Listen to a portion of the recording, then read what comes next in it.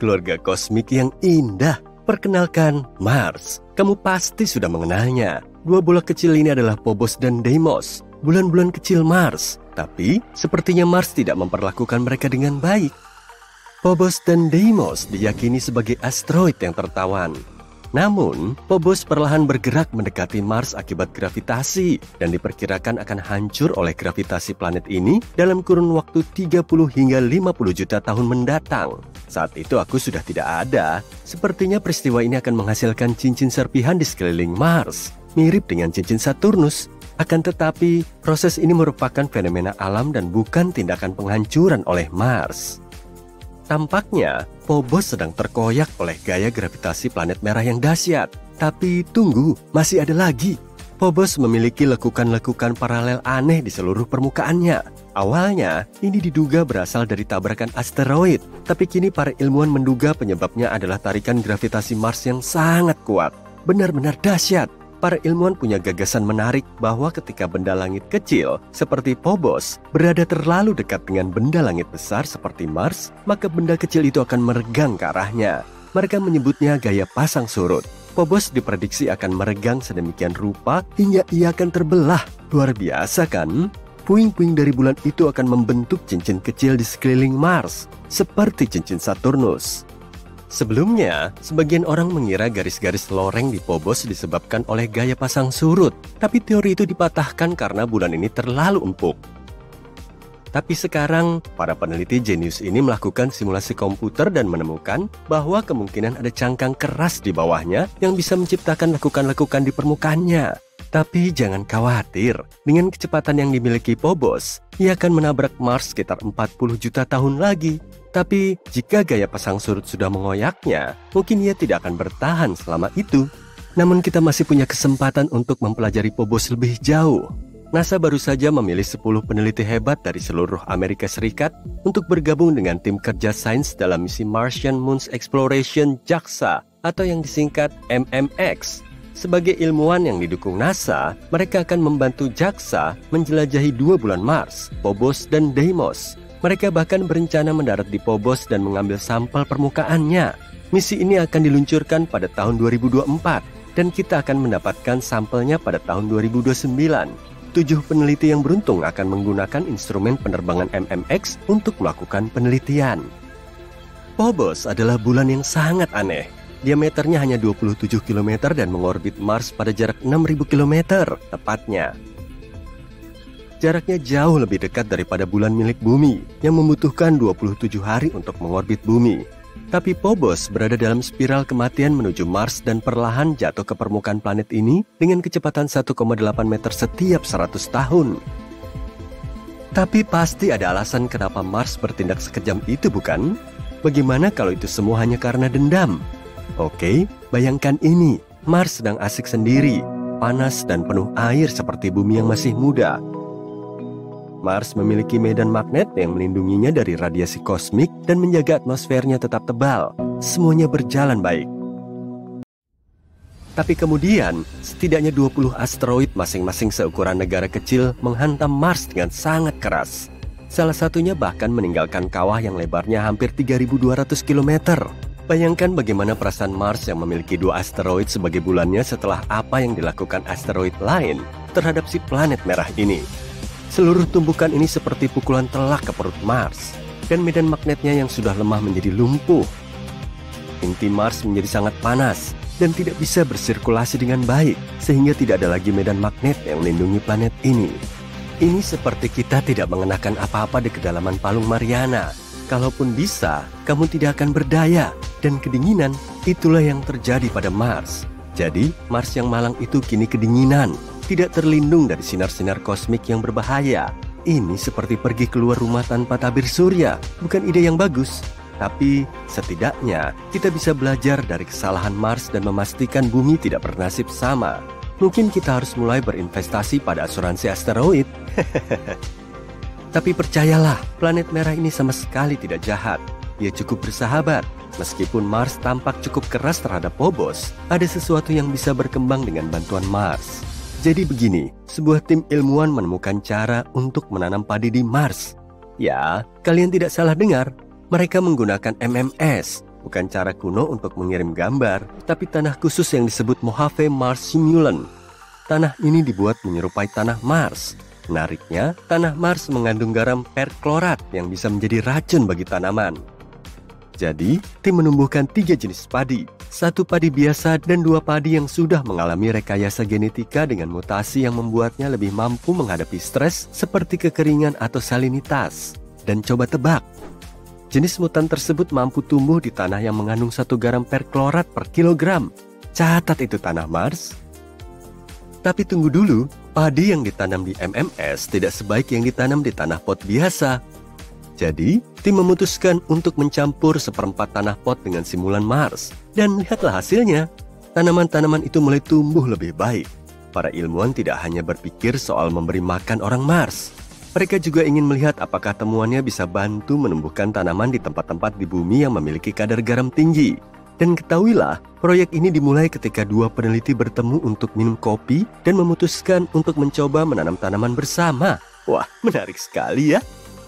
Kamu mungkin akan berkata, "Hei, tapi kalau ingin menanam padi di Mars, kita harus mengirim air dalam jumlah sangat banyak dari bumi, karena tidak mudah untuk memuaskan dahaga tanaman ini." Kalian benar. Diperlukan sekitar 1.700 liter air untuk menghasilkan 450 gram beras. Tapi tahukah kamu, para ilmuwan baru saja membuat pengumuman penting dalam Lunar and Planetary Science Conference di Texas. Mereka menemukan gletser peninggalan di dekat khatulistiwa Mars. Benar, ada es di Mars. Bahkan di dekat ekuator.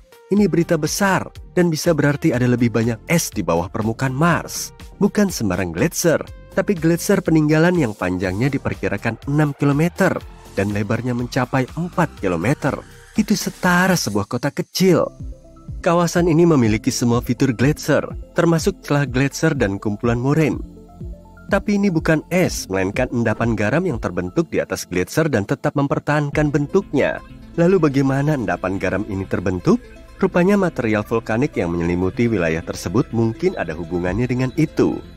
Ketika unsur-unsur ini bersentuhan dengan es cair, garam sulfat bisa terbentuk dan terakumulasi menjadi lapisan kerak yang keras. Seiring waktu, erosi menghilangkan material vulkanik, mengekspos sulfat, dan menampakkan fitur unik gletser. Gletser ini masih muda, kemungkinan berasal dari periode geologi Amazon. Artinya, Mars pernah memiliki es di permukaannya belum lama ini. Entah rahasia es apa lagi yang disembunyikan Mars. Tapi tunggu dulu, masih banyak penelitian yang harus dilakukan. Para ilmuwan perlu mencari tahu apakah masih ada es cair yang tersimpan di bawah endapan garam atau sudah lenyap seluruhnya. Dan jika masih ada es cair di titik-titik dangkal di dekat ekuator, itu bisa berdampak besar bagi penjelajahan manusia. Bayangkan jika kita bisa mengekstrak air dari dalam tanah di lokasi yang lebih hangat. Itu akan memberi perubahan besar. Jadi, mari kita lihat apa lagi yang ditemukan para ilmuwan ini terkait si tetangga merah kesayangan kita.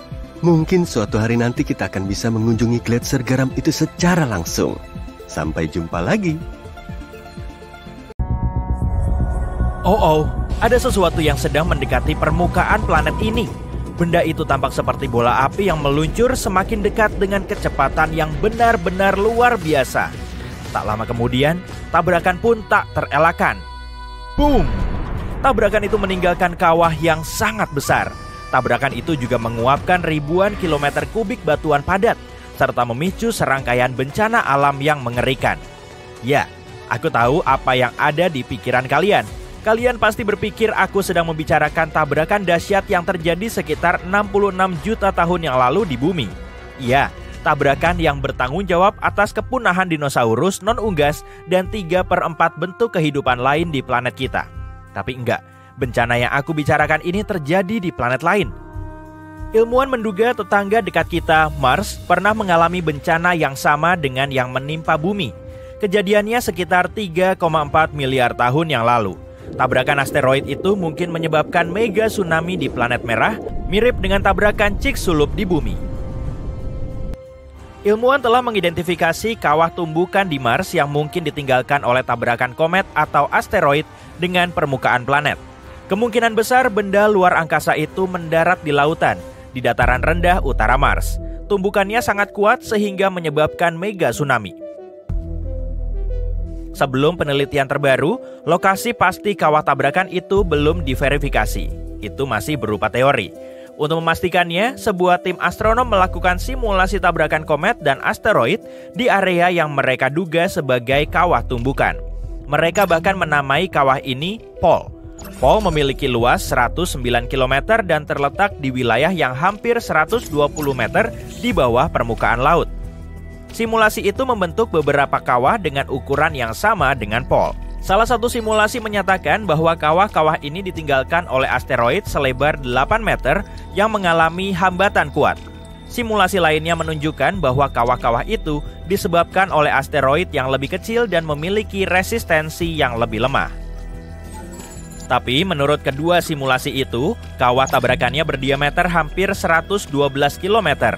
Tabrakan tersebut menghasilkan mega tsunami hingga 1.500 km jauhnya dari pusat lokasi tabrakan. Simulasi ini juga membantu ilmuwan memperkirakan ketinggian tsunami. Tingginya sekitar 250 meter, hampir setinggi Menara Eiffel. Para peneliti juga mengatakan bahwa kawah Pole mungkin mirip dengan kawah tumbukan Chicxulub di planet kita. Asteroid Chicxulub seperti yang kita kenal sekarang diyakini berasal dari bagian terluar tata surya. Benda angkasa ini setidaknya berukuran 10 km. Asteroid ini menabrak perairan laut dangkal di dekat semenanjung Yucatan. Hantamannya sangat kuat, sehingga meninggalkan jejak di seluruh permukaan planet. Pada tahun 2021, para peneliti menemukan bahwa tabrakan tersebut telah menciptakan megariak ke dalam kerak bumi di wilayah Louisiana Tengah saat ini. Sebuah studi yang lebih baru menunjukkan bahwa asteroid tersebut juga memicu tsunami yang begitu dahsyat sehingga mengikis sedimen dasar laut yang berjarak separuh bumi. Tim ilmuwan mereka ulang kejadian-kejadian dalam 10 menit pertama setelah tumbukan. Rekaan tersebut menunjukkan bahwa asteroid itu menghasilkan gelombang hingga 30.000 kali lebih besar daripada salah satu tsunami terbesar yang pernah tercatat, yakni tsunami Samudra Hindia yang menghantam Indonesia pada tahun 2004. Tabrakan itu memindahkan begitu banyak air sehingga menciptakan gelombang setinggi hampir 1,5 km. Itu seperti 2 Burj Khalifa, yakni bangunan tertinggi di dunia yang ditumpuk. Dan pastinya area yang kosong itu tidak kosong untuk waktu yang lama. Lautan menyembur kembali untuk mengisi kawah, tapi dalam prosesnya air laut itu hanya tertahan di tepi kawah dan hal ini menghasilkan lebih banyak gelombang. Setelah itu, gelombang tsunami setinggi lebih dari 10 meter menjalar ke seluruh dunia dengan kecepatan 1 meter per detik, menghantam semua garis pantai yang dilaluinya. Bayangkan, ada bangunan 3 lantai yang menghampirimu dengan begitu kencangnya. Gak heran kalau gelombang terbesar dan tercepat terjadi di dekat area tumbukan di perairan terbuka Teluk Meksiko. Ombak itu naik setinggi lebih dari 100 meter. Itu lebih tinggi dari Patung Liberty dan bergerak dengan kecepatan 10 kali lebih besar dari gelombang tsunami yang lebih jauh. Tapi mari kita kembali ke planet merah. Beberapa ahli berpendapat bahwa tidak hanya 1, tapi 2 mega tsunami bisa terjadi di Mars. Tsunami ini bisa dipicu oleh 2 tabrakan meteor yang berjarak jutaan tahun. Di antara 2 tabrakan ini, Mars mengalami periode perubahan iklim. Akibatnya, air cair di permukaan Mars berubah menjadi es. Dengan kata lain, tumbukan asteroid pertama kemungkinan besar menghasilkan gelombang yang terdiri dari air cair. Dan tsunami kedua kemungkinan besar terbentuk dari bongkahan-bongkahan air es yang membulat. Ngomong-ngomong, asteroid terbesar yang pernah menabrak bumi mungkin bukanlah asteroid yang memusnahkan dinosaurus. Tabrakan yang jauh lebih dahsyat kemungkinan besar terjadi sekitar 3,5 miliar tahun yang lalu. Bukti baru yang ditemukan para ilmuwan di barat laut Australia menunjukkan bahwa asteroid yang kumaksud ini berukuran 19-29 km.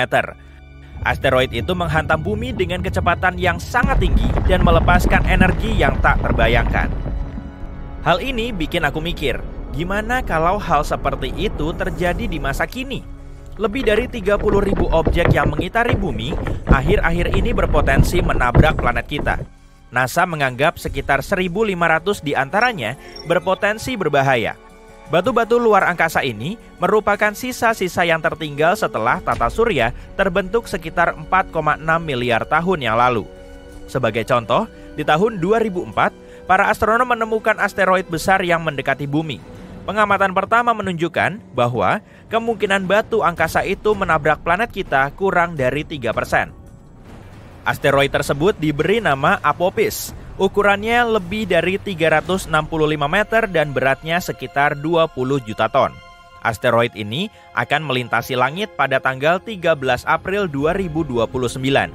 Apophis akan melintas pada jarak sekitar 30.000 km dari permukaan bumi. Tapi, meskipun batu antariksa ini akan melintasi bumi pada tahun 2029, bukan berarti ia tidak akan kembali lagi 15 tahun kemudian, yaitu pada tahun 2036. Kalau objek semacam itu menabrak planet kita, konsekuensinya nggak bisa diprediksi. Mulai dari kaca yang pecah dan jendela yang rusak, hingga sebagian besar bentuk kehidupan yang musnah dari muka bumi. Mungkin bakal ngaruh ke internet juga. Gagasan yang terakhir tadi nyaramin banget sih, tapi untungnya teknologi modern mungkin bisa membantu kita menghindari konsekuensi bencana. Para ahli telah mengembangkan beberapa cara untuk mencegah terjadinya bencana di dunia nyata, kayak yang di film-film itu. Salah satunya, kita bisa menggunakan pesawat antariksa untuk membelokkan pengunjung dari luar angkasa ini dari jalurnya, atau bisa juga dengan cara meledakannya. Ilmuwan juga bisa memperlambat kecepatannya dengan bantuan sinar matahari yang terpusatkan, atau kita mungkin bisa menariknya dengan traktor gravitasi. Ini adalah pesawat ruang angkasa teoritis yang bisa memengaruhi objek di luar angkasa tanpa menyentuhnya. Dalam film-film sci-fi, asteroid besar seringkali menyelinap mendekati bumi dan menjadi kejutan yang tidak mengenakan bagi para astronom. Asteroid ini meluncur menuju planet kita dengan kecepatan sangat tinggi dan baru diketahui beberapa minggu atau bahkan beberapa hari sebelum tabrakan. Kenyataannya, para ilmuwan terus mengamati semua objek besar di lingkungan bumi. Artinya, akan ada banyak waktu untuk melakukan sesuatu sebelum tabrakan terjadi. Ada 3 jenis misi yang bisa dipersiapkan ilmuwan dalam waktu singkat. Misi tipe 0 adalah saat sebuah wahana antariksa yang berat meluncur ke arah si penyusup dengan satu tujuan, yaitu membelokkannya dari lintasannya. Dalam kasus ini, para astronom harus mengandalkan informasi yang sudah tersedia. Misi tipe 1 akan melibatkan pengintai. Wahana ini akan diluncurkan terlebih dahulu untuk mendapatkan informasi lebih detail tentang batu antariksa itu. Baru setelah itu, wahana utama akan diluncurkan. Dengan informasi yang lebih akurat, perjalanannya akan jauh lebih produktif. Dan kalau para ilmuwan memilih misi tipe 2, mereka akan mengirimkan pengintai dan wahana antariksa kecil bersamaan. Wahana antariksa akan membelokkan asteroid sedikit dari lintasannya. Kemudian pengintai akan mengumpulkan semua informasi yang dibutuhkan. Berdasarkan data ini, wahana antariksa akan menyelesaikan tugasnya dengan dorongan kedua yang lebih halus. Kalau metode ini tidak ada yang berhasil satupun, kita bisa mencoba masuk ke dalam tanah atau bahkan membangun tempat berlindung di dasar laut. Tapi dalam kasus ini, kita harus menemukan sumber energi yang dapat membantu kita bertahan hidup setidaknya selama beberapa dekade. Ditambah lagi, kita harus menciptakan sistem pendukung kehidupan yang bisa menjaga udara dan air tetap segar.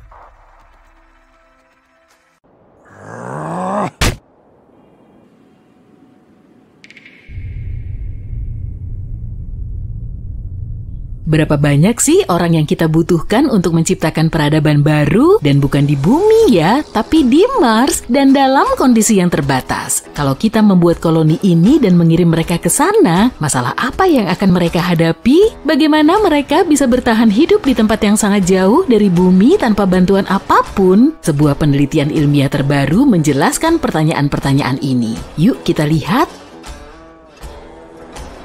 Baiklah, jadi kamu ingin mengkolonisasi Mars kan? Ini bukan tugas yang mudah. Mars adalah planet terjauh keempat dari matahari dan planet terbesar ketujuh di tata surya. Si merah yang kesepian ini sangat mirip dengan bumi kita. Selain itu, sebelum menjadi gurun yang gak terbatas, Mars mungkin saja terlihat seperti bumi sekarang. Jutaan tahun lalu, di sana ada air, lautan, tumbuhan, dan siapa yang tahu, mungkin bahkan kehidupan. Alangkah baiknya kalau kita mengembalikan semua benda-benda keren ini ke sana. Nggak heran kita sudah membicarakan kolonisasi planet ini sejak lama. Sekarang, SpaceX mengklaim pesawat ruang angkasa antar planet yang mereka usulkan dapat mengantarkan 100 orang ke Mars. Pemilik perusahaan ini, miliarder Elon Musk, ingin menciptakan armada yang bisa menyediakan sumber daya yang konstan ke Mars. Tapi seberapa realistis semua fantasi ini? Sebenarnya nggak terlalu realistis sih. Sebelum mengirim manusia ke Mars, kita perlu menyelesaikan sejumlah masalah. Misalnya, paparan radiasi yang luar biasa, tanah beracun, gravitasi rendah, suhu rendah, dan semua hal buruk lainnya. Dan ini baru permulaan loh. Setidaknya butuh beberapa dekade untuk membuat kendaraan yang benar-benar bisa mendarat di Mars dan kembali lagi. Tapi mari kita berandai-andai dan membayangkan kalau kita akhirnya memutuskan untuk mengkolonisasi Mars. Apa yang akan terjadi? Baru-baru ini ilmuwan menerbitkan studi baru tentang topik ini. Studi ini berjudul Jumlah Minimum Pemukim untuk Bertahan Hidup di Planet Lain. Penulisnya adalah Jean-Marc Salotti, profesor di Institut Politeknik Nasional Bordeaux di Prancis. Artikelnya diterbitkan dalam jurnal Scientific Reports dan seperti dugaanmu, penelitian ini mencoba mencari tahu bagaimana kita bisa mengkolonisasi planet lain. Berapa banyak sumber daya yang kita butuhkan, bagaimana koloni ini harus hidup, jenis pekerjaan apa yang harus mereka lakukan, dan berapa lama waktu yang dibutuhkan. Dan tentu saja, berapa banyak orang yang kita butuhkan untuk semua ini. Mari kita coba menjawab semua itu. Sekarang, bayangkan kita telah memasuki masa depan yang indah. Nggak juga sih, sebenarnya masa depan yang mengerikan. Dalam studinya, Salotti menyatakan kehidupan di bumi terancam oleh suatu peristiwa dahsyat. Jadi, satu-satunya cara bagi umat manusia untuk bertahan hidup adalah pergi ke Mars atau planet lain. Sayangnya, dalam skenario imajiner ini, pengiriman pasokan dari bumi terputus atau bahkan hilang. Sekarang koloni harus menghidupi dirinya sendiri. Nah, kita sudah menemukan banyak masalah nih. Misalnya kita nggak yakin seberapa baik orang-orang di koloni akan bekerja sama. Apakah mereka akan berkomunikasi satu sama lain seperti manusia normal? Akankah mereka berbagi waktu dan sumber daya sebagaimana mestinya? Manusia terus-menerus merusak berbagai hal untuk manusia lain. Aku berani bertaruh, kita harus mengungsi ke Mars karena kesalahan mereka. Namun, kalau kita melupakan hal itu, bagaimana dengan masalah organisasi? Peralatan apa yang kita miliki, apa yang akan kita gunakan untuk mengekstrak sumber daya, keterampilan apa yang akan kita butuhkan, kamu tahu? Siapa yang peduli? Dalam kasus kita, hal-hal ini nggak penting. Yang kita tahu, koloni nggak punya banyak sumber daya dan peralatan awal, dan faktor manusia sama sekali nggak bisa diprediksi. Jadi, peluang untuk bertahan hidup cukup rendah, namun kita harus bertahan hidup. Dalam hal ini, Salotti menjelaskan dua hal yang akan berdampak besar pada kelangsungan hidup kita. Hal-hal ini pada dasarnya adalah variabel dalam persamaan matematika. Yang pertama adalah ketersediaan sumber daya lokal. Pada dasarnya ini berarti air, oksigen, dan segala macam elemen kimia yang berguna. Sumber daya ini harus bisa ditambang dan mudah digunakan. Untungnya kita nggak memulai dari nol karena kita sudah tahu banyak hal tentang Mars. Sumber daya apa saja yang ada di sana, bagaimana sumber daya itu bisa digunakan untuk mendukung kehidupan, pertanian, dan produksi industri. Koloni ini beruntung karena semua ini telah dipelajari di berbagai seminar dan diterbitkan dalam laporan dan buku selama beberapa tahun terakhir. Berkat ini, kita tahu apa yang akan tersedia untuk koloni kita. Sebagai contoh, kita tahu bahwa gas bisa diekstraksi dari atmosfer, begitu juga mineral dari tanah. Di Mars, kita bisa menyediakan bahan-bahan seperti besi, kaca, dan bahkan senyawa organik. Masalah terpenting adalah masa pakai peralatan yang dipergunakan oleh para penghuni baru Mars. Mereka harus mendapatkan bahan sebanyak mungkin sebelum peralatan tersebut rusak. Menjaga peralatan itu dalam kondisi yang baik akan menjadi tugas terpenting. Hal kedua adalah kapasitas produksi atau kecepatan kerja. Kita punya daftar spesifik tentang hal-hal yang perlu dilakukan, membuat beberapa alat misalnya. Dan semua ini harus diproduksi dalam jumlah yang cukup sebelum tenggat waktu yang ditentukan. Salotti bilang yang paling penting adalah faktor berbagi. Bayangkan satu orang mencoba bertahan hidup di Mars. Dia harus melakukan semua tugas sendirian, menemukan atau membangun sistem sendiri untuk memasok air minum, oksigen, dan pembangkit listrik. Kita sudah melihat bagaimana hal ini terjadi dalam film The Martian. Tugas ini nggak mudah loh. Waktu selalu aja nggak cukup dan semua ini terlalu berat untuk ditangani oleh satu orang. Kecuali kalau kamu adalah Matt Damon. Jadi secara mengejutkan, kita butuh koloni yang cukup besar. Ini akan mendistribusikan beban secara signifikan. Setiap orang menghabiskan lebih sedikit tenaga, lebih sedikit lelah, dan sebagai hasilnya, efisiensi dan kecepatan kerja meningkat. Disinilah faktor berbagi berperan. Sekarang kita hanya perlu menghitung angka ini jika kita ingin, misalnya membangun sesuatu, berapa banyak orang yang kita perlukan untuk melakukannya dengan cepat dan efisien, bagaimana kita bisa mengoptimalkan pekerjaan sebanyak mungkin. Iya, itu tergantung pada kebutuhan orang-orang ini, sumber daya yang tersedia, hal-hal acak seperti cuaca dan sebagainya. Tapi secara umum, jumlah ini bisa diperkirakan dan dihitung dengan menggunakan beberapa fungsi matematika. Salotti menjelaskan lebih detail tentang fungsi-fungsi ini di dalam artikelnya. Kamu bisa baca sendiri ya kalau kamu tertarik. Tapi secara umum, dia menjelaskan 5 area yang perlu diperhitungkan saat menghitung angka ini. Area-area ini adalah pengelolaan ekosistem, produksi energi, industri, bangunan, dan faktor manusia. Faktor manusia mencakup hal-hal seperti pengasuhan dan pendidikan anak-anak, olahraga, permainan, musik, dan sebagainya. Pada akhirnya semuanya bermuara pada 2 hal, seberapa banyak waktu yang kita miliki dan seberapa baik orang-orang di koloni akan bekerja sama satu sama lain. Jadi, apa hasil dari semua perhitungan ini?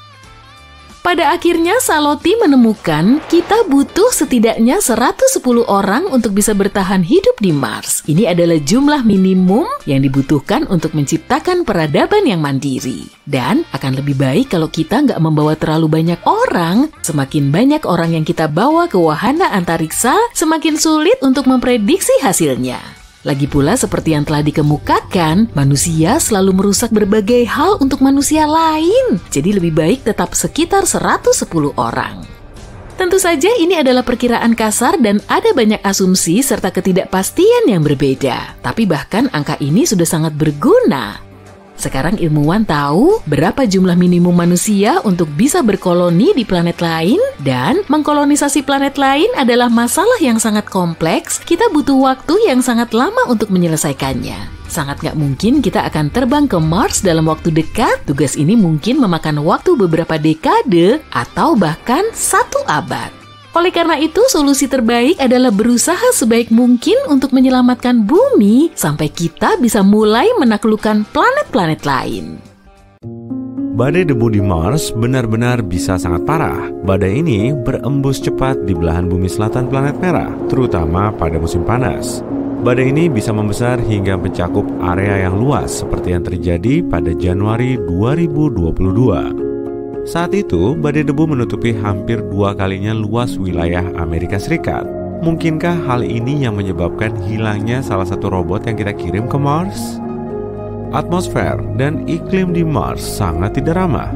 Sebagian besarnya merupakan gurun dengan angin kencang dan suhu rata-rata minus 63 derajat Celcius, yang turun ke minus 140 derajat Celcius di kutubnya selama musim dingin.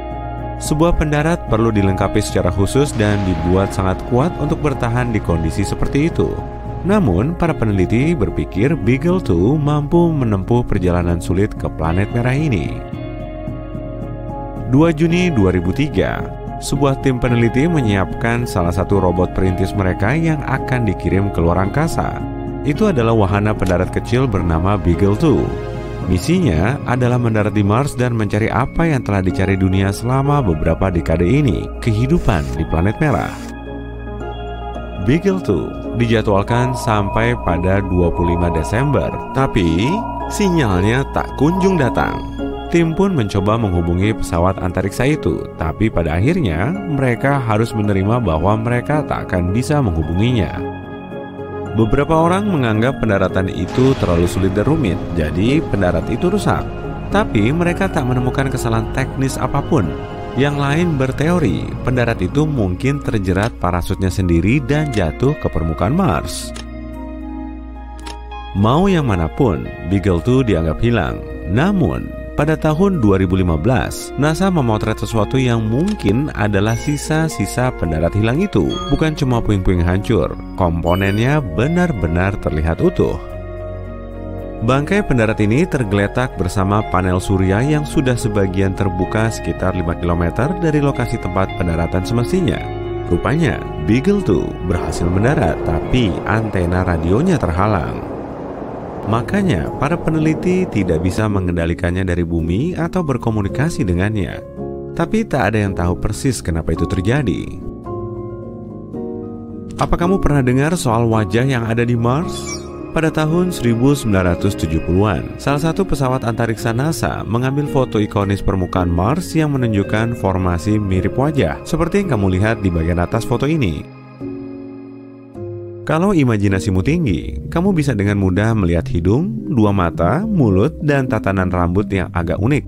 Beberapa bahkan mengira itu adalah monumen yang dibangun di planet merah oleh peradaban lain. Gimana dengan hal unik lainnya yang ditemukan orang-orang di Mars? Seperti kawah wajah bahagia. Kamu bisa lihat kenapa tempat ini dijuluki demikian. Atau batu dalam bentuk pancake, Brachiosaurus, atau ikan. Mars juga punya pulau berbentuk waffle di permukaannya. Ini adalah fitur selebar 2 km yang bisa kamu lihat di area aliran lava.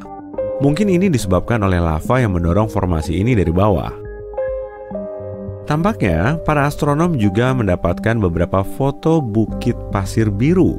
Ini adalah lautan bukit pasir gelap menakjubkan yang diukir oleh angin kencang menjadi garis panjang. Bukit ini mengelilingi tudung kutub utara planet itu dan mencakup wilayah seluas Texas. Planet merah biasanya dikenal dengan bukit pasirnya yang berwarna coklat, jadi yang satu ini tentu mengejutkan.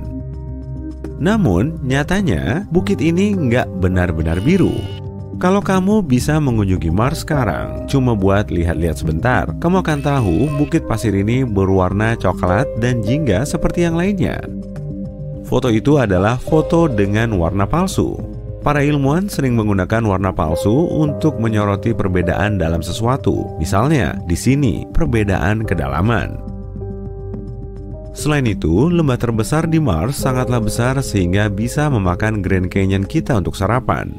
Ini merupakan sistem ngarai menakjubkan sepanjang 4.000 km yang disebut Via Marineris dan panjangnya 10 kali lipat Grand Canyon.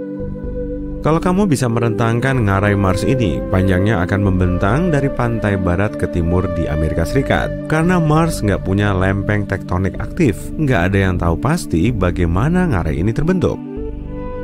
Satu teori mengatakan, rantai gunung berapi yang terletak di sisi lain Mars, yang ada Olympus Mons-nya, menggeser kerak planet ini dari sisi berlawanan. Kekuatan yang kuat ini menyebabkan retakan di kerak Mars serta mengaktifkan sejumlah besar air yang terletak di bawah permukaan. Air ini kemudian muncul dan mengukir batu itu. Kekuatannya juga mengaktifkan gletser, dan ini mungkin menciptakan jalur baru dalam sistem ngarai raksasa itu. Gunung berapi di permukaan Mars mungkin sudah meletus sekitar 50.000 tahun lalu, meski letusan terkuatnya terjadi 3-4 miliar tahun lalu. Tapi planet ini tidak punya gunung berapi aktif saat ini. Sebagian besar panas yang tersimpan di bagian dalamnya selama pembentukan planet telah hilang. Jadi, sekarang kerak luar Mars terlalu tebal untuk batuan cair bisa mencapai permukaan. Namun dahulu kala, letusan tersebut membentuk gunung berapi raksasa. Dan gunung berapi ini kemungkinan besar memiliki peran penting dalam mencairkan endapan es yang melepaskan banjir ke permukaan Mars. Mars memiliki atmosfer tipis dengan volume gas yang kebanyakannya karbon dioksida, kurang dari 1% volumenya bumi. Tapi 4 miliar tahun lalu, kondisinya jauh lebih hangat dan lembab. Atmosfernya pasti lebih tebal juga saat itu. Itu sebabnya efek rumah kaca yang kuat bisa terbentuk dan menjebak sinar matahari.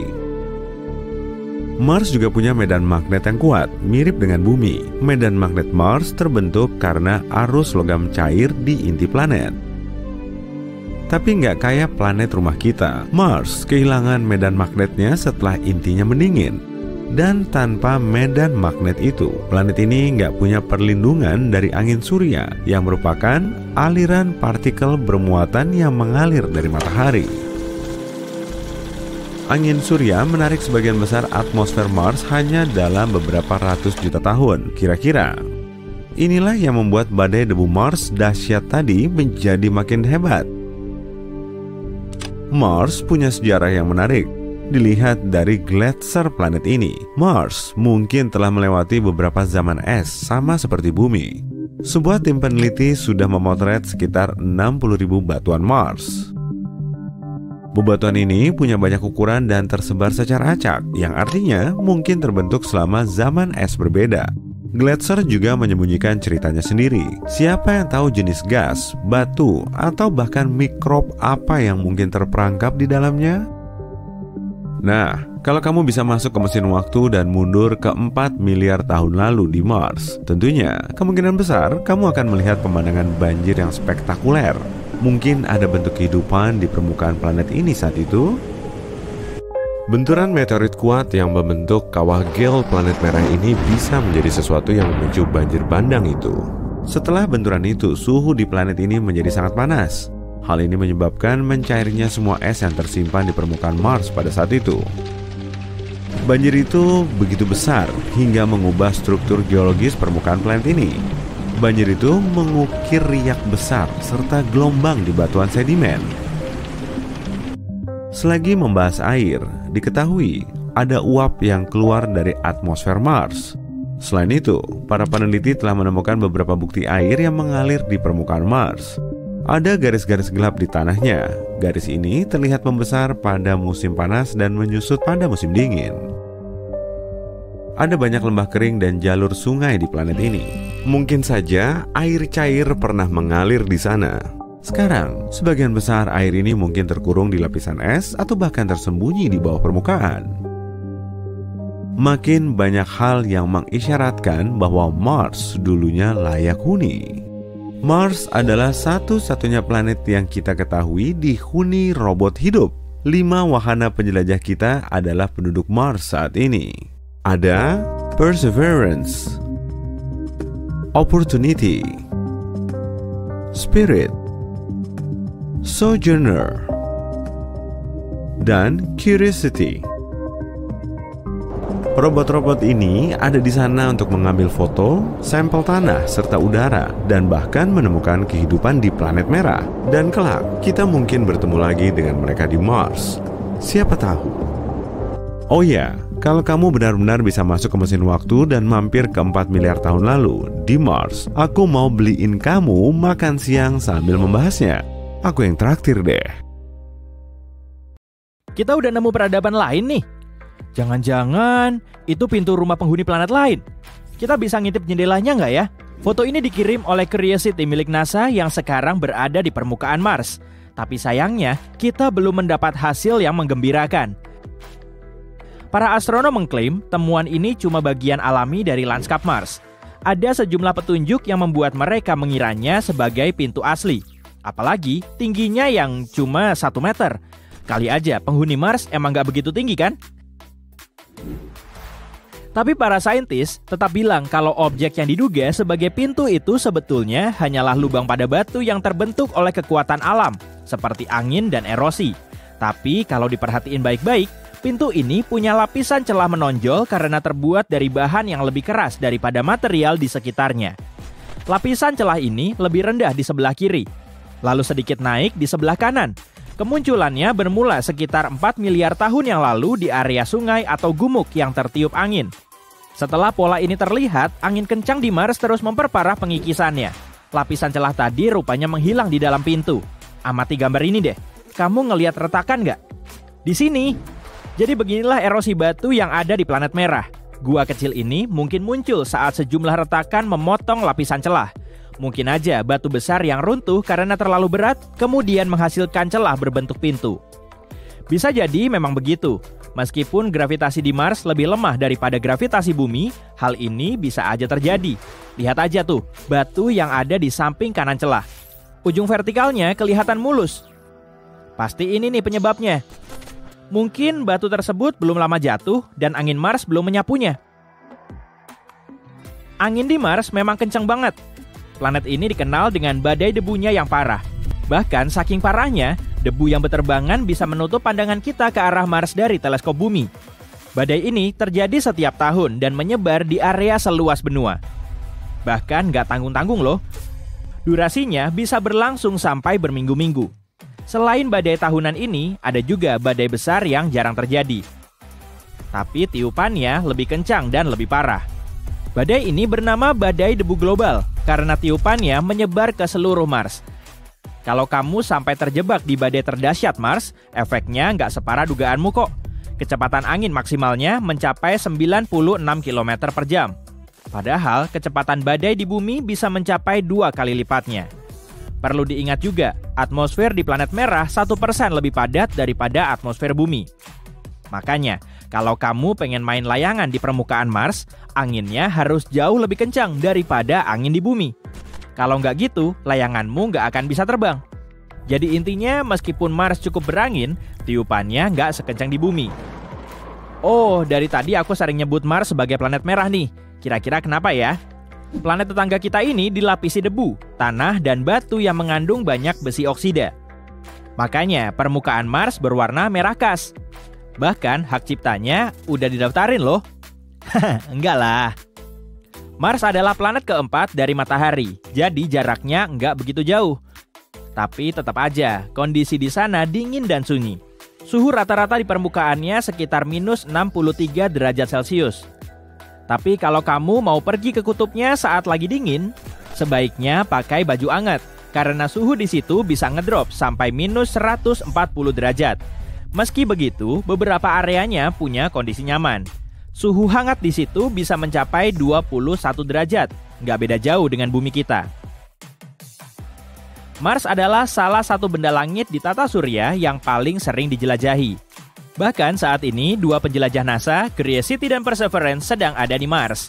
Di sana juga ada pendarat InSight dan helikopter Ingenuity alias Genie. Perseverance adalah wahana tercanggih dan terbesar yang pernah dikirim ke planet lain. Perjalanan ke planet merah berlangsung selama 203 hari, dan Genie terbang ke Mars dengan menempel di perut Perseverance. Nebengnya sampai jauh banget ya. Aku punya cerita menarik nih.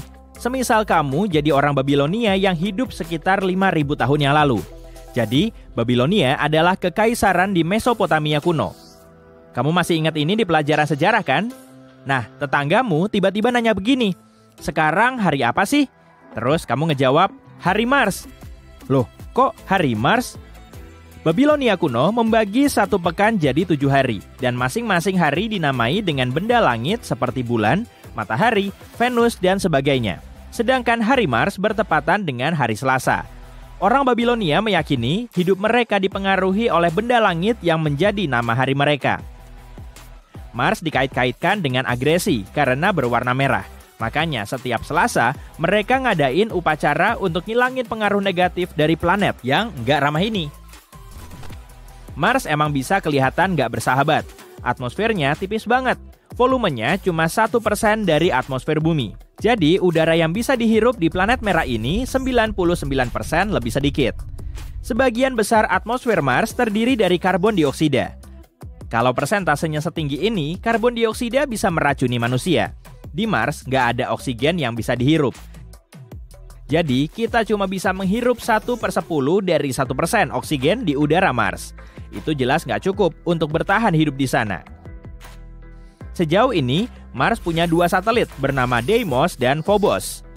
Menurut para astronom, satelit ini mungkin pernah jadi asteroid yang tertangkap oleh medan gravitasi Mars. Bentuk satelit ini mirip kentang. Gravitasi Mars nggak bisa membentuknya jadi bola karena masanya terlalu kecil. Kalau bentuknya mirip kentang, kenapa nggak dinamai perkedel aja, ya kan? Biar lebih matching. Sekitar 24-40 juta tahun lagi, Mars diperkirakan akan punya cincin. Sisi terang masih bakal ada nggak ya? Makanya, tonton terus. Gaya gravitasi Mars akan ngancurin Phobos sebagai satelit terbesarnya. Duh, si kentang bakal dihancurin jadi perkedel beneran tuh. Beberapa serpihan Phobos akan jatuh ke permukaan Mars, dan serpihan lainnya terus hancur, kemudian ngebentuk cincin di sekeliling Mars. Umur cincin ini mungkin akan mencapai 100 tahun. Permukaan Mars terbagi oleh sistem ngarai besar yang dikenal sebagai Valles Marineris. Wih, namanya mirip kayak menu makanan mewah. Ngarai ini membentang lebih dari 4.800 km atau kurang lebih sejauh jarak dari New York ke California. Ngarai terluasnya berdiameter 322 km dan kedalamannya mencapai 6 km. Jadi kalau diestimasi, ukuran Valles Marineris 10 kali lipatnya Grand Canyon di bumi. Objek yang satu ini juga nggak kalah besar loh. Olympus Mons adalah gunung berapi terbesar di tata surya dan letaknya ada di Mars. Tinggi Olympus Mons 3 kali lipatnya Gunung Everest atau gunung tertinggi di atas permukaan laut yang ada di bumi. Sedangkan dasar Olympus Mons kurang lebih sebesar 315 km persegi. Para saintis memperkirakan Mars pernah mengandung air. Mereka bisa dibilang begitu karena di permukaan planet merah ada banyak jaringan lembah sungai dan dasar danau purba. Di Mars juga ada mineral dan batuan yang cuma bisa terbentuk di dalam air. Mars juga mungkin pernah dilanda banjir bandang 3,5 miliar tahun yang lalu. Di planet merah memang masih ada air, tapi atmosfer Mars terlalu tipis sehingga air di bawah permukaannya nggak berwujud cair. Air ini justru berbentuk es dan berada di bawah permukaan kutub Mars, atau lebih tepatnya di tudung es kutub utara Mars. Air asin kadang bisa mengalir ke dinding kawah dan area lereng. Di atmosfer Mars juga ada sedikit air, tapi cuma dalam bentuk uap. Buat kamu yang pengen pindah ke Mars karena keseringan ngontrak di bumi, emang kamu yakin bakal betah di sana dengan air seminim itu? Jutaan orang di seluruh dunia berhamburan ke jalanan dan naik ke atap bangunan untuk melihat fenomena kosmik menakjubkan. Ada sebuah planet tepat di samping bulan. Planet merah yang besar. Pada awalnya semua orang antusias. Kemunculan Mars entah dari mana berdampak aneh terhadap manusia. Sebagaimana bulan yang bisa memengaruhi keadaan psikologis dan fisik sebagian orang, kunjungan Mars yang tak terduga ini menyebabkan manusia berperilaku sangat aneh. Setiap malam, langit diterangi oleh cahaya bulan dan pendar merah Mars. Banyak orang mengalami semacam insomnia mendadak. Sebagian bahkan berhenti minum kopi sebab mereka tidak lagi merasa ngantuk. Mars memunculkan energi dan sedikit sifat liar dalam diri manusia yang membuat mereka lebih banyak tertawa dan bahkan membuat beberapa orang miskin jadi gila. Mereka mulai lebih sering keluar rumah dan menikmati langit malam yang tidak biasa. Beberapa hari kemudian, semua orang bisa melihat apa yang terjadi. Mars semakin membesar. Para ilmuwan mengumumkan planet merah itu perlahan bergerak menuju bumi. Tabrakan tidak bisa dihindari. Warga bumi cuma punya waktu beberapa tahun lagi. Beberapa bulan lalu, asteroid besar menabrak planet merah itu dengan kekuatan yang begitu besar, sehingga Mars keluar dari orbitnya dan mengembara. Peluang Mars akan terbang di dekat bumi selalu sangat tinggi.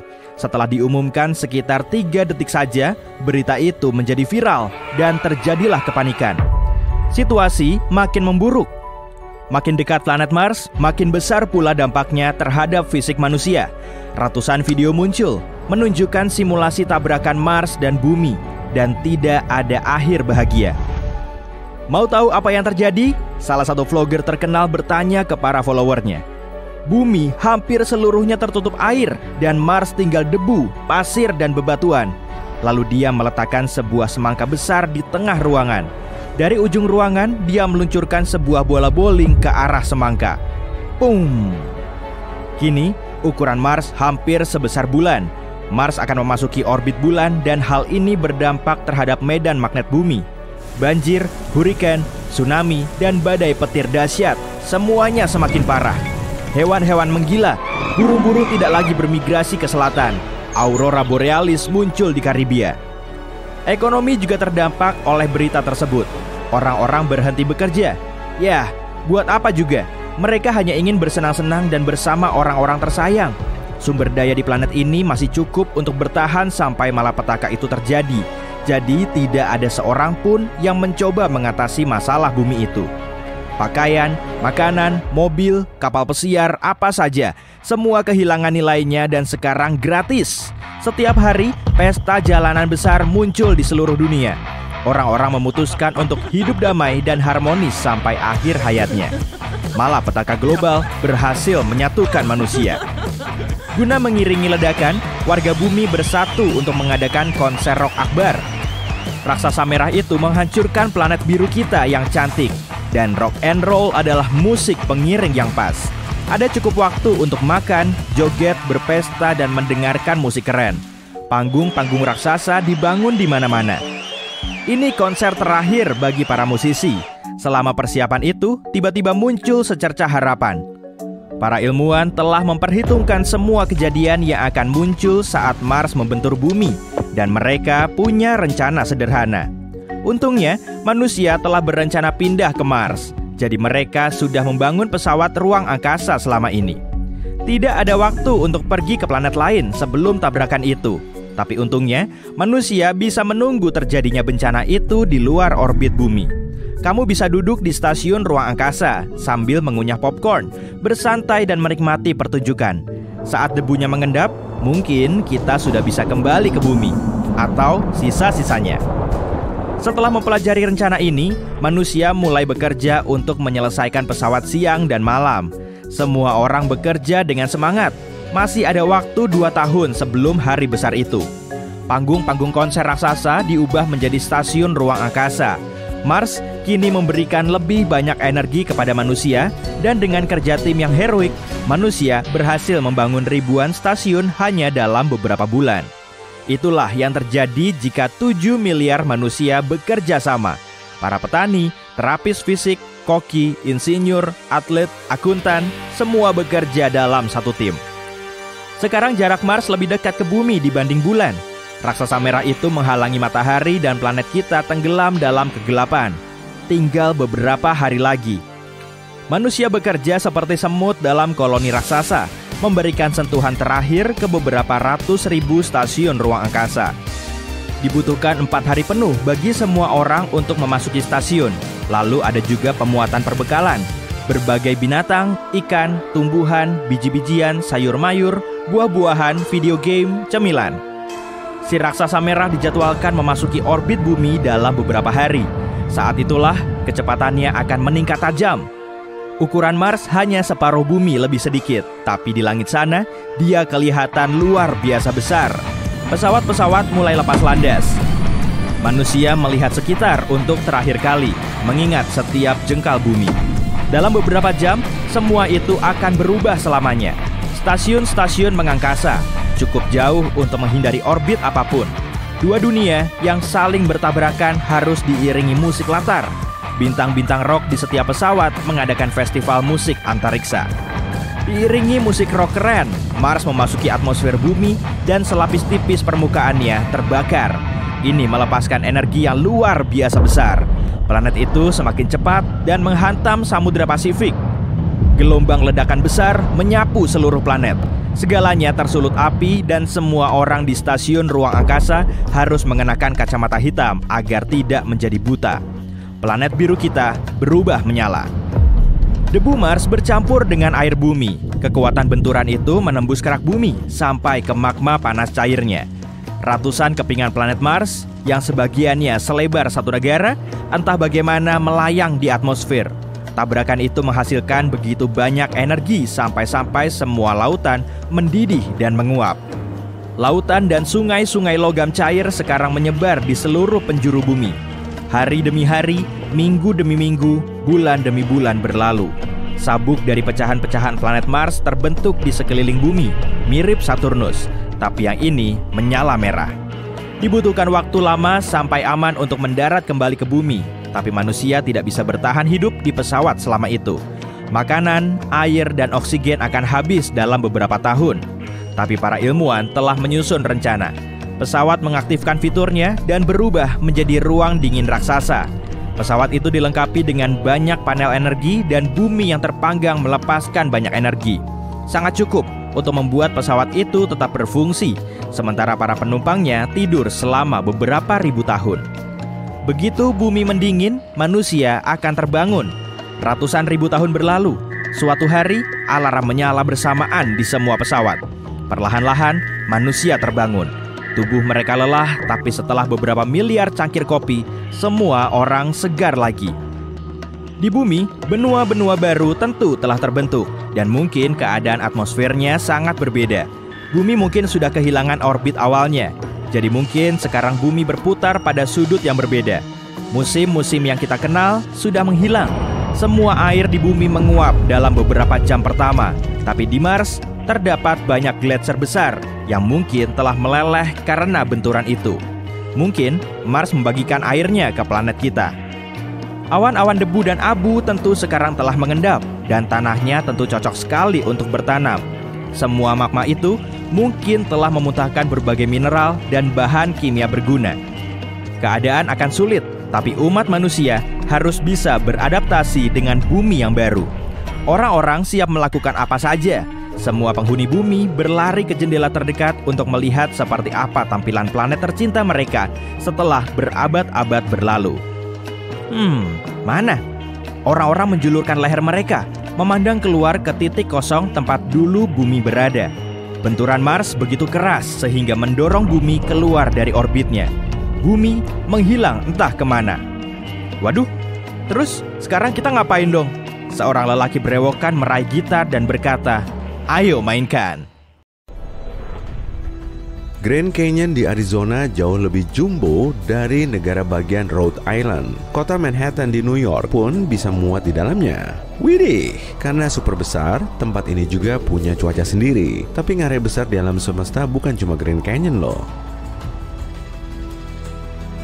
Valles Marineris bahkan jauh lebih besar. Ngarai ini berlokasi di Mars dan sepanjang hampir seperempat kelilingnya kurang lebih 10 kali panjang Grand Canyon. Malahan, kamu juga bisa lompat pakai parasut karena medannya sangat curam. Casey Valles juga terdapat di Mars. Gugusan ngarai ini kemungkinan telah menjadi pusat banjir besar di planet tersebut. Di seluruh planet merah ini terdapat kanal dan ngarai besar. Ada juga Theo Valles. Nah, di tempat inilah air Mars purba dan lava vulkanik panas saling menyatu. Menurut para ilmuwan sih gitu. Yang satu ini juga nggak kalah jumbo. Sebutannya Ares Vallis. Sampai saat ini, Ares Vallis masih menyandang predikat sebagai sistem drainase terpanjang. Kamu nggak nyangka ya kalau di Mars juga ada saluran air, sungai, dan dataran banjir? Di masa awal pembentukannya, Mars kemungkinan beriklim hangat dan basah. Tapi sekarang, yang tersisa hanyalah ngarai kering sejauh mata memandang.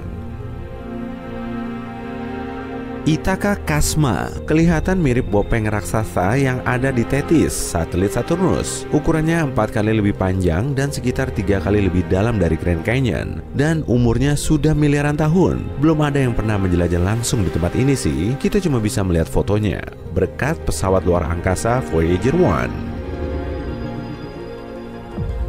Great Valley di Mercurius bikin Grand Canyon kelihatan mungil aja deh. Pesawat luar angkasa milik NASA, Messenger, berhasil mengambil foto formasi besar ini untuk pertama kalinya dalam sejarah. Ngarai ini juga dikelilingi oleh dua objek yang sangat besar, Enterprise dan Belgica. Entahlah, apa maksudnya? Satelit terbesar di Pluto, Charon, punya ngarai bernama Argo Kasma. Ukurannya bukan main besarnya. Meski sudah tercoret dari kakak tata surya kita, boleh dong si Pluto unjuk kebolehan dengan ngarai besarnya. Di bumi pun, Grand Canyon punya saingan berat. Ngarai Yarlung Sangpo merupakan ngarai terdalam di bumi. Lokasinya ada di Himalaya, Tibet. Sebagian orang menamainya sebagai ngarai Everest. Dasarnya bisa memuat gedung setinggi 2000 lantai. Lembah Sungai Indus sangat besar dan mencekam. Lokasinya ada di Pakistan dan ukurannya sekitar 3 kali luas lapangan bola. Sungai Indus, salah satu sungai terbesar di Asia, mengalir melalui tebing terjal ini. Di sini juga terdapat hiu balen dan porpoise, sejenis lumba-lumba. Colca Canyon di Peru tidak begitu jauh dari Machu Picchu. Ngarai tinggi ini menjadi rumah bagi unggas terbang terbesar di dunia, Condor Andes. Bentang sayapnya mencapai 3 meter. Di Nepal, tepatnya di Himalaya, terdapat lembah kali Gandaki yang spektakuler. Tidak ada yang tahu pasti kedalamannya, tapi kemungkinan sekitar 5 kalinya Grand Canyon. Pemandangannya super lengkap, ada di ketinggian, udaranya tipis, dan dikelilingi bentang alam yang unik. Eits, tapi hati-hati loh ya, jangan asal mendaki kalau kamu tidak berpengalaman.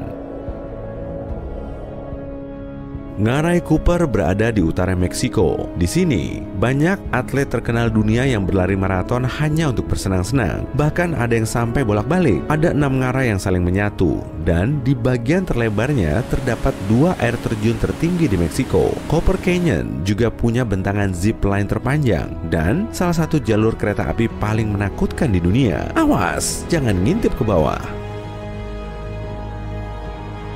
Di Amerika Serikat, terdapat ngarai yang kurang beken meski lebih dalam dari Grand Canyon, namanya Hell's Canyon, dan lokasinya ada di perbatasan negara bagian Oregon dan Idaho. Di tengah-tengah ngarai ini mengalir Snake River, ada juga Seven Devil Mountain Range. Wih, namanya kok ngeri ya.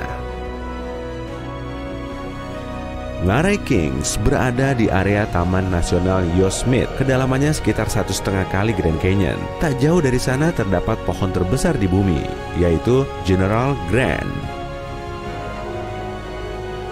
Ngarai terbesar di Australia yaitu Copper Tree Canyon. Untuk mengunjunginya, kamu bisa dibayar loh. Sebetulnya, nggak juga sih. Beberapa pesepeda dan orang yang camping di sana sangat beruntung karena telah menemukan batu permata di tepi sungainya. Kalau beruntung, kamu juga bisa melihat seni batu berumur 2000 tahun.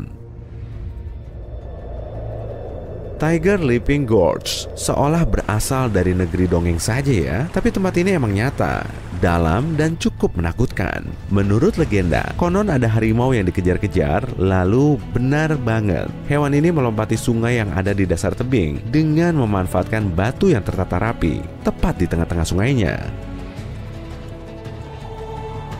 Great Rift Valley 15 kali lebih panjang dari Grand Canyon. Jadi panjangnya sekitar triliunan kilometer. Lembah ini membentang di antara 2 benua dan menjadi rumah bagi 30 danau. Canggihnya lagi, bisa dilihat dari luar angkasa. Jadi, kalau suatu saat kamu melayang di kosmos sana, jangan lupa cari lembah ini ya. Ngarai Kota Huasi nggak cuma dalam, tapi sangat dalam. Ngarai ini punya jalur rafting, kayak, dan hiking yang ekstrem. Nyamuknya juga tak kalah ekstrem. Ngarai yang ada di Tibet ini pasti jadi pemegang rekor dunia. Coba aja tanya ke Mbah Google soal ngarai yang bernama Ngarai Polung Sangpo. Nggak ada satu foto pun yang akan muncul. Parah sih. Padahal kan udah tahun 2021. Jadi penasaran deh, memangnya ada apa di bawah sana? Palingan juga sungai. Ngarai Chicamoca di Kolombia kurang lebih sedalam Grand Canyon. Buat kamu yang suka olahraga ekstrem cocok banget nih. Semuanya menantang adrenalin, zipline, kano, paragliding. Bahkan kereta gantungnya juga ekstrem. Untuk menjajalnya, kamu akan menghabiskan waktu selama 25 menit. Medannya juga terjal. Di Greenland, terdapat Greenland Grand Canyon sepanjang beratus-ratus kilometer. Air dari gunung es yang mencair, terus mengalir melalui ngarainya. Tempat ini pertama kali ditemukan oleh NASA. Ada ngarai yang sangat besar di Antartika, tapi masalahnya cuma satu, kita nggak bisa melihatnya. Belum lagi, suhunya super dingin, dan di mana-mana cuma ada salju. Laut juga punya ngarai besar loh. Zemchak Canyon merupakan salah satu ngarai bawah laut terbesar di dunia. Letaknya di lepas pantai Alaska dan menjadi habitat bagi anjing laut, lumba-lumba, dan paus. Ngarai terdalam di bawah air sekitar 6 kali kedalaman Grand Canyon. Ya, mana lagi kalau bukan Palung Mariana yang tersohor itu. Coba deh nyelam ke dasarnya. Kamu akan menyabat rekor sebagai penyelam terdalam sepanjang sejarah. Wah, ini keajaiban bawah laut kita yang lain. Grand Bahama Canyon. Sejumlah gedung Empire State yang di New York itu akan tenggelam di dalamnya kalau kita ceburkan semuanya. Monterey Bay memang terlihat kurang menakutkan, tapi kan tetap aja ngarai. Ada lanternfish, cumi-cumi, penyu, ikan batu, dan berang-berang laut. Semua kongko bareng di sini. Oh, nggak ketinggalan ribuan ubur-ubur. Jadi perlu jaga jarak biar nggak kena sengatannya. Ada juga giant carp di sekitar ngarai itu, serta rumput laut yang bisa tumbuh sampai 30 meter. Hudson Canyon mengalir dari pelabuhan New York langsung menuju laut dan airnya sangat kotor. Memang ada formasi karang dan spons laut dalamnya sih, tapi dasar airnya mengandung banyak sampah dan tumpukan lumpur dari saluran pembuangan. Aviles Canyon ada di lepas pantai Spanyol. Ngarai bawah laut terdalam di dunia ini termasuk dari segelintir area yang menjadi habitat cumi-cumi raksasa. Ngarai ini terkenal dengan karang putihnya dan suhunya sangat dingin. Bremer Canyon di Australia merupakan ngarai bawah laut yang besar dan berbahaya, terutama bagi cumi-cumi raksasa. Hewan ini masuk dalam list cemilan favorit orca di sana. Jelas, selera makannya sangat tinggi. Akhir-akhir ini, Bremer Canyon menjadi destinasi wisata utama, khususnya bagi mereka yang ingin mengambil foto lebih dari 100 orca yang berhabitat di sana. Nazare Canyon berlokasi di dekat Portugal dan merupakan ngarai bawah laut terbesar di Eropa. Kedalamannya sekitar 5 km, sama dengan 6 kali gedung tertinggi di dunia. Di atas permukaannya terbentuk pecahan ombak yang tinggi.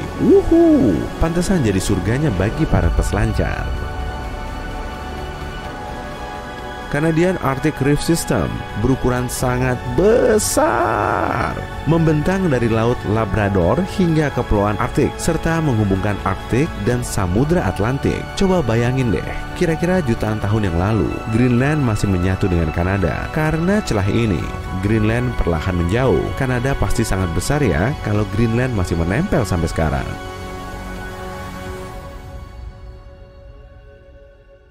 Kamu bangun di rumah yang ultra modern, lalu keluar menuju balkon dan mengagumi badai pasir di kejauhan.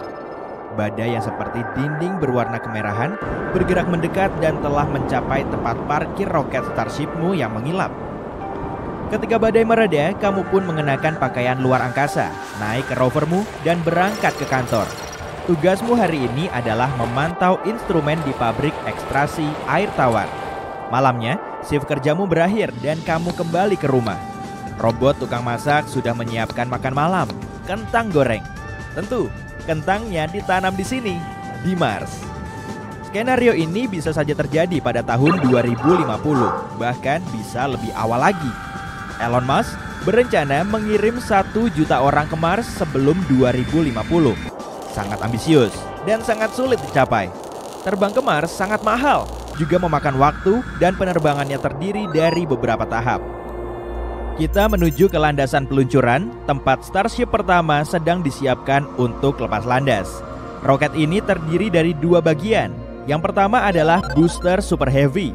Benda ini akan membantu pesawat yang berat melawan gravitasi bumi dan meninggalkan planet kita. Boosternya akan membawa Starship ke orbit, lalu melepaskan diri dan kembali ke bumi.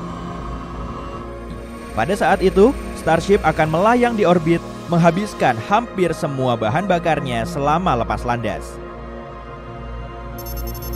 Langkah selanjutnya adalah mengisi ulang bahan bakar Starship tepat di orbit. Booster lepas landas lagi dari landasan peluncuran dan membawa bahan bakar untuk pesawat antariksanya.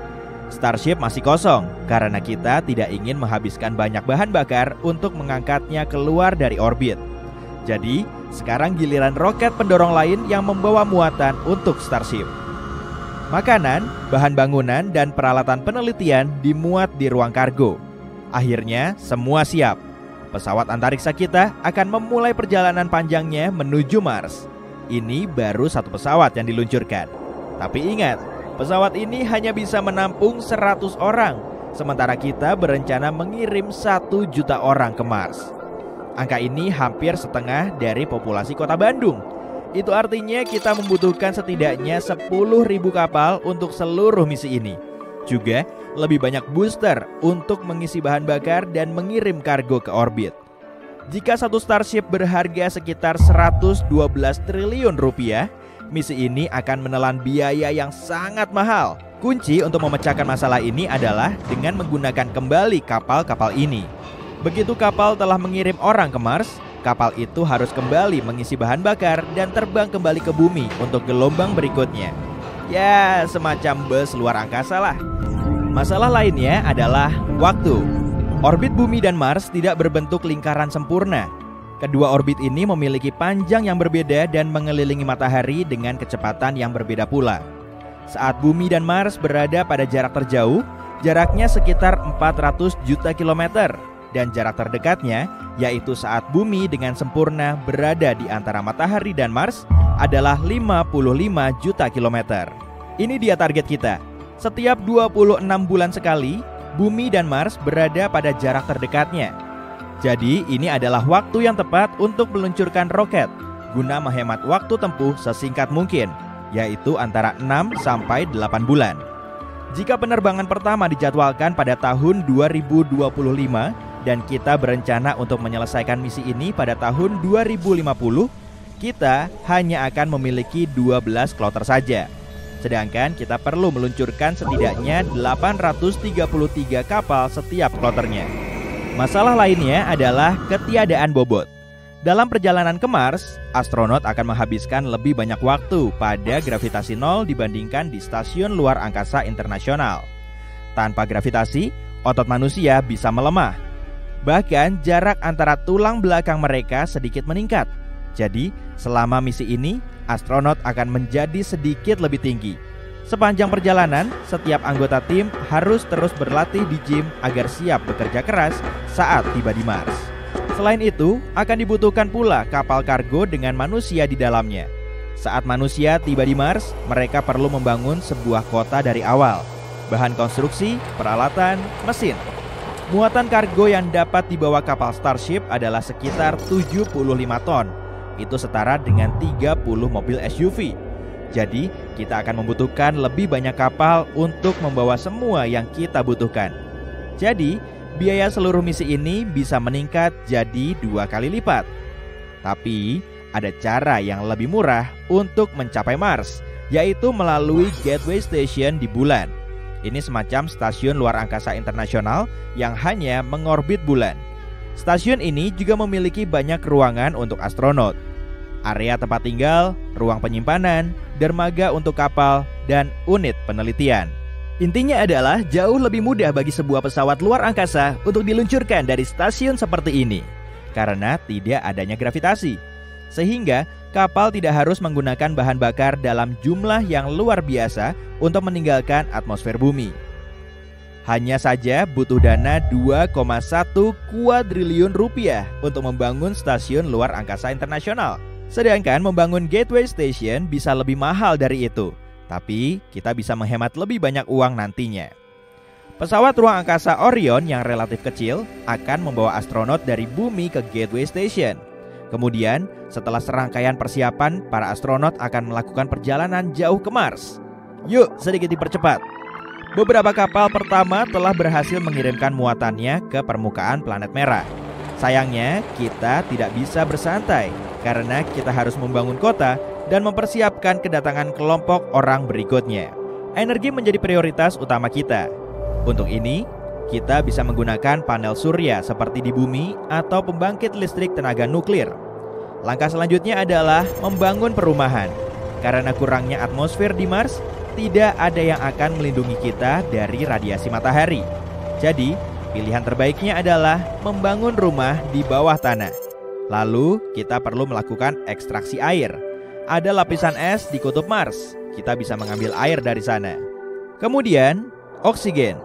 Tanaman seharusnya bisa membantu kita. Ada banyak karbon dioksida di Mars yang bisa dimanfaatkan sebagai makanan bagi tumbuhan hijau sebelum akhirnya melepaskan oksigen. Yang harus kita lakukan adalah mengumpulkan oksigen ini dan menggunakannya untuk bernapas. Cepat atau lambat, makanan yang kita bawa dari bumi akan habis. Jadi, kita harus menanam tanaman pangan langsung di Mars. Langkah ini memerlukan pupuk dan rumah kaca.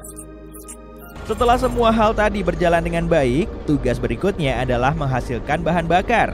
Kita membutuhkannya untuk kendaraan di Mars dan agar roket dapat kembali ke bumi. Bahan bakar dapat diekstraksi dari karbon dioksida di atmosfer dan air. Semua ini harus dilakukan dalam kondisi yang asing bagi kita. Gravitasi di Mars 3 kali lebih lemah daripada di Bumi. Kamu akan bisa melompat lebih tinggi dan mengangkat benda yang lebih berat. Tapi terpapar lemahnya gravitasi untuk waktu yang terlalu lama dapat membahayakan tubuh kita. Setelah seluruh kota selesai dibangun di permukaan planet ini, saatnya mengubah Mars menjadi lebih nyaman sehingga menyerupai Bumi. Ini disebut terraforming. Kita perlu meningkatkan tekanan di atmosfer agar air tidak hanya ada di sini dalam bentuk uap atau es, tetapi juga dalam bentuk cair. Untuk itu, kita perlu menaikkan suhu di permukaannya. Targetnya adalah 20 derajat Celcius. Saat ini, suhu di Mars rata-rata sekitar minus 63 derajat Celcius. Lalu, kita juga membutuhkan lapisan ozon seperti di Bumi yang bisa melindungi kita dari radiasi matahari. Terakhir, kita bisa mulai membuat biosfer, ekosistem untuk semua organisme seperti tumbuhan dan hewan. Secara bertahap, Mars akan mulai menyerupai Bumi pada tahun-tahun terbaiknya. Untuk mewujudkan semua ini, para ilmuwan telah menemukan beberapa cara. Misalnya, dengan menjatuhkan asteroid besar di permukaan Mars.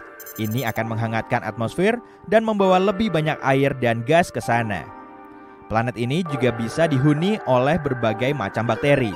Di laboratorium di Bumi, para ilmuwan telah mensimulasikan kondisi di permukaan Mars dan menemukan banyak bakteri dapat bertahan hidup di sana. Selama organisme ini bisa hidup, mereka bisa melepaskan oksigen dan gas lainnya ke udara. Selain itu, kita bisa membuat biodom, sejenis rumah kaca dengan kondisi yang nyaman. Kehidupan akan berkembang di dalamnya, dan tanah Mars secara bertahap akan cocok untuk makhluk hidup. Dan salah satu cara termudah adalah memanfaatkan efek rumah kaca. Di Bumi, efek ini menyebabkan pemanasan global. Namun di Mars, emisi gas dari mobil dan pabrik dapat membantu menciptakan atmosfer. Jika semua berjalan lancar, dibutuhkan 300 hingga 1000 tahun untuk mengubah wajah planet merah. Ilmuwan lainnya mengatakan ini akan memakan waktu jutaan tahun. Sebelum akhirnya, manusia dapat melepas pakaian luar angkasa dan masker oksigen serta menyebut Mars sebagai rumah mereka.